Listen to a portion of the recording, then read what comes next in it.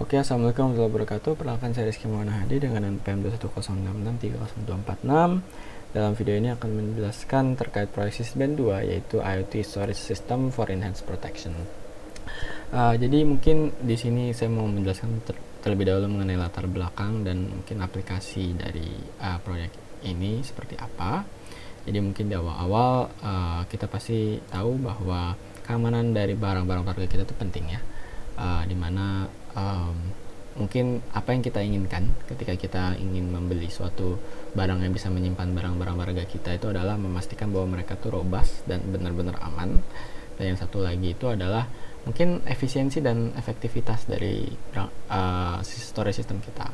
Kita ingin memastikan bahwa nggak ngeribetin lah kalau misalnya kita pengen buka aksesnya, walaupun begitu tetap memberikan kenyamanan dan keamanan bagi kita gitu. Nah, jadi mungkin kalau misalnya kita lihat untuk state of the art-nya gitu ya, kebanyakan untuk misalnya storage system,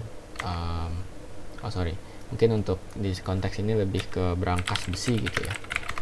Dalam konteks ini tuh untuk produk-produk yang dijual itu mungkin bentuknya seperti ini gitu, yang dijual secara komersial dan ditujukan untuk orang-orang pengguna biasa gitu ya. Misalnya seperti ini, dimana bahannya besi dan untuk sistem kuncinya itu bisa menggunakan kunci fisik atau mungkin bisa menggunakan pin, dan biasanya itu cuma salah satu gitu ya, atau mungkin bisa kunci fisik dan pin sekaligus, atau biasanya pin doang, atau mungkin ada yang menggunakan RFID, itu pun juga menggunakan RFID doang. Jarang bisa ditemukan berangkas besi yang dua-duanya gitu, bisa pilih antara RFID atau menggunakan PIN. Sekalinya ada tuh biayanya mahal. Sesuai yang ada di makalah, mungkin harga yang ditemukan oleh saya tuh bisa nyampe 2 jutaan gitu, yang mana tuh sangat mahal ya untuk suatu berangkas besi gitu. Jadi mungkin tujuannya, jadi untuk proyek ini kita pengen membuat suatu sistem storage system yang bisa lebih mudah nih, lebih efektif, efisien. Kita bisa punya banyak opsi untuk membuka storage systemnya. Jadi kita di sini akan memanfaatkan IoT juga. Jadi namanya itu adalah IoT, Storage System for Enhanced Protection. Jadi kita manfaatin IoT-nya di sini supaya kita bisa membuat web server. Dimana dalam web server ini kita bisa membuka pin atau membuka berangkas besi kita lewat HP atau menggunakan lewat laptop. Jadi bisa dilakukan secara remote begitu. Jadi mungkin itu yang kita ingin lakukan untuk proyek ini. Selain itu juga kita memberikan fitur tambahan, yaitu data logging yang tidak dimiliki oleh berangkas-berangkas besi seperti ini.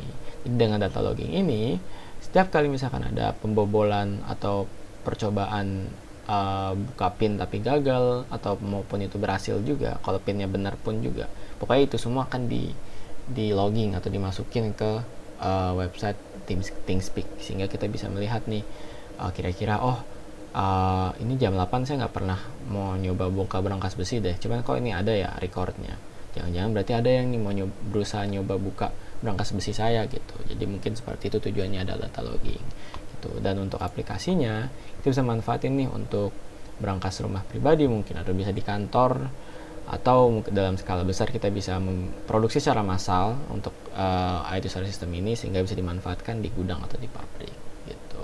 Mungkin sekian. Selanjutnya itu saya akan lebih jelaskan mengenai demonstrasi dari proyek ini serta penjelasan lebih dalam mengenai kode yang digunakan untuk IoT storage system ini for enhanced protection. Oke, jadi yang pertama kita unlock with pin ya. Masukin password yang kita gunakan adalah 134. Kalau berhasil maka akan kebuka. Dan kita bisa reset dari website ini sekaligus langsung.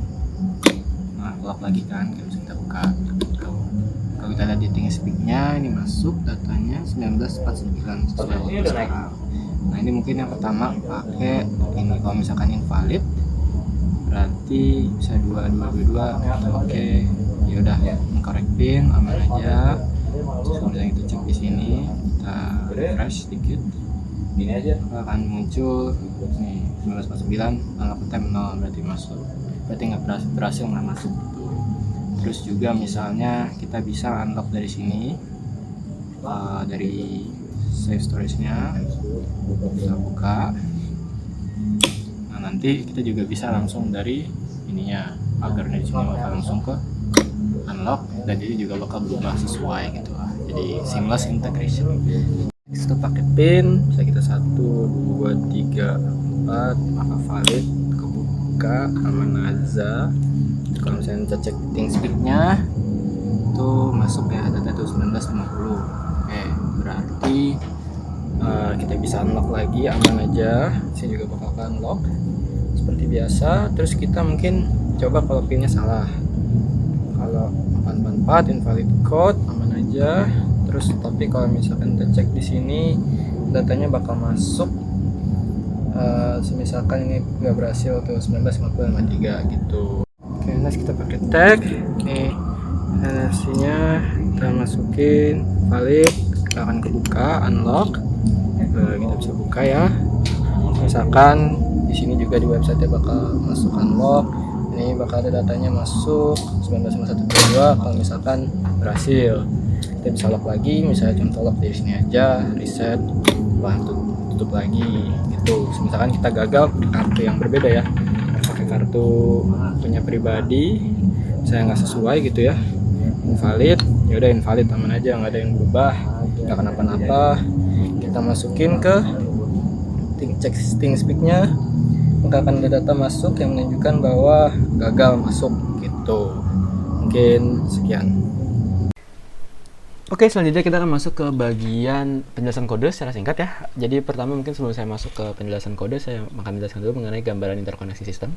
Yang pertama, kita menggunakan dua microcontroller ya, SP32 dan Arduino Uno. Jadi untuk Arduino Uno ini kita gunakan untuk berhubungan langsung dengan storage sistemnya. Jadi sensor dan aktuatornya semua akan dikontrol oleh Arduino Uno, seperti keypadnya, LCD dan segala macamnya gitu-gitu. Dan juga SP32 dan Arduino Uno ini juga akan berhubungan dan berkomunikasi secara WiRT. Jadi dihubungkan aja RX dan TX nya gitu kan. Selanjutnya juga untuk SP32 nya kita akan gunakan untuk meng-host web server kita gitu. Jadi karena kita menggunakan web server, kita akan menggunakan HTML, CSS dan JavaScript. Itu dimana kita bisa mengirimkan dan atau nge-send atau receive data dari SP32 atau dari antara dari web server juga. Jadi kita juga menggunakan SP32 supaya kita bisa mengirimkan data ke ThinkSpeak dengan tujuan supaya kita bisa melakukan data logging gitu. Jadi mungkin kita masuk ke bagian singkat aja untuk bagian HTML, CSS dan JavaScript. Intinya ini kan untuk website kita. Jadi sebelumnya mungkin untuk JavaScript aja yang penting ya gitu, dimana websocket.send ini akan mengirimkan data ke SP32, misalnya datanya berupa reset. Jadi mungkin nanti akan diproses oleh SP32 untuk mereset SP3 storage system kita gitu. Misalkan menerima data berupa reset gitu. Dan juga di sini untuk function on message ini kita akan gunakan supaya web server itu bisa melakukan perubahan gitu ketika menerima data dari SP32. Saya contoh SP32 mengirimkan reset nih ke web server, maka mungkin akan diubah tampilannya menjadi semula, atau misalnya kalau misalkan correct maka akan diubah tampilannya. Jadi kita seperti ini mungkin untuk kode-kodenya. Jadi kalau misalnya kita lihat dari websitenya itu di sini, jadi untuk tampilan awalnya seperti ini. Kalau kita masukkan kode yang benar, maka nanti akan diberikan correct pin yang akan berubah jadi bentuknya seperti ini, unlock, dan pinnya itu nggak bisa kita klik sama sekali. Namun kalau misalnya kita klik reset, maka akan kembali seperti semula begitu. Jadi itu aja mungkin untuk web server kita. Kita akan masuk aja langsung ke SP32 nya terlebih dahulu ya gitu. Jadi di sini ya kita bisa bilang untuk host web server dan juga untuk berhubungan dengan Arduino Uno dan juga untuk data logging. Jadi yang penting mungkin di sini adalah void kirim ThinkSpeak, dimana ini untuk mengirimkan datanya ke ThinkSpeak sudah disesuaikan juga API keys-nya.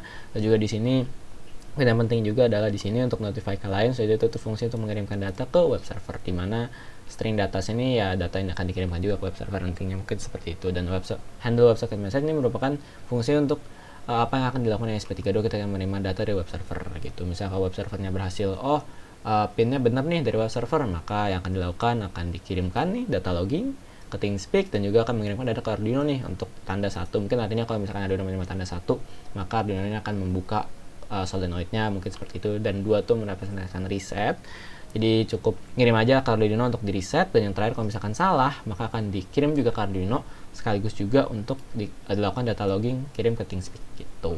Jadi bisa dilihat di sini kalau misalkan 1 berarti menandakan di ThinkSpeak kita, kalau misalkan ada 1 berarti itu menandakan berhasil masuk, kalau misalkan 0 berarti gagal masuk atau pinnya salah mungkin ya, seperti itu.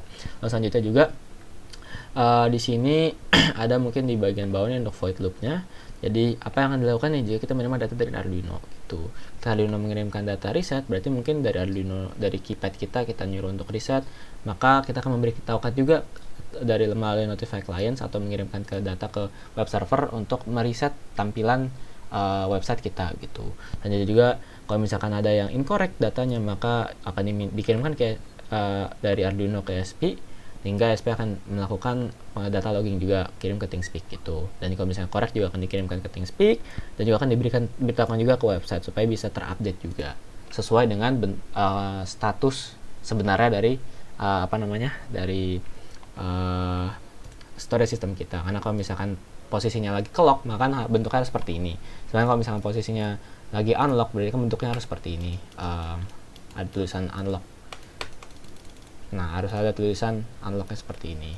Mohon maaf nih kalau harus diklik berkali-kali karena mouse saya emang agak rusak gitu.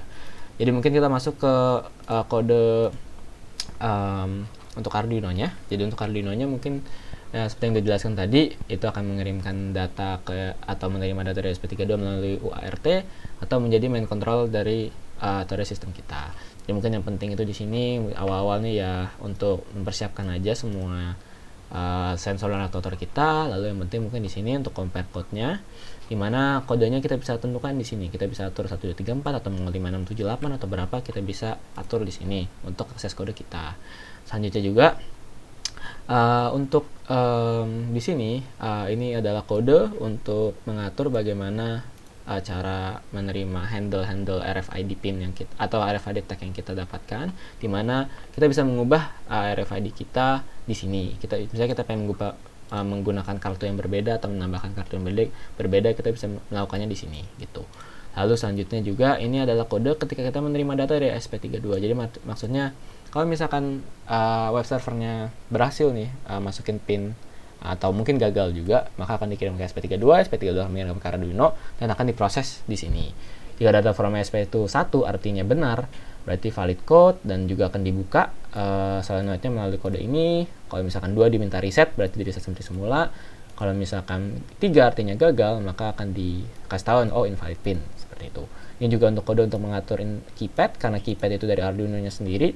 Misalkan invalid code, maka perlu dikirim juga nih data ke SP32 supaya bisa di logging, data logging melalui SP32. Dan juga di sini kalau misalkan valid code, maka dikirimkan juga cara berupa C, sehingga nanti kalau misalkan diterima, ini C nih, berarti kalau C artinya correct, maka harus di data logging juga di ThinkSpeak seperti itu. Selanjutnya juga mungkin di bagian terakhir ini ada tanda pagar, ternyata menandakan kalau misalnya kita ngeklik tanda pagar, maka akan terreset solid node yang awalnya terbuka menjadi tertutup gitu. Di sini juga ada serial print R untuk menandakan dikirim ke ESP, sehingga ESP bisa mengirim ke web server untuk di reset dong tampilan web servernya gitu. Hanya juga di sini kalau misalkan kita mengirimkan mendapatkan data dari ESP berupa 2 gitu ya di sini, maka artinya 2 titik kan reset, berarti akan mereset solid node kita supaya terkunci seperti semula gitu. Mungkin sekian untuk penjelasan kode saya untuk proyek Smart Storage System for Enhanced Protection ini. Baik, mungkin sekian untuk penjelasan proyek Smart Storage System ini. Kalau lebih mohon maaf. Wassalamualaikum warahmatullahi wabarakatuh.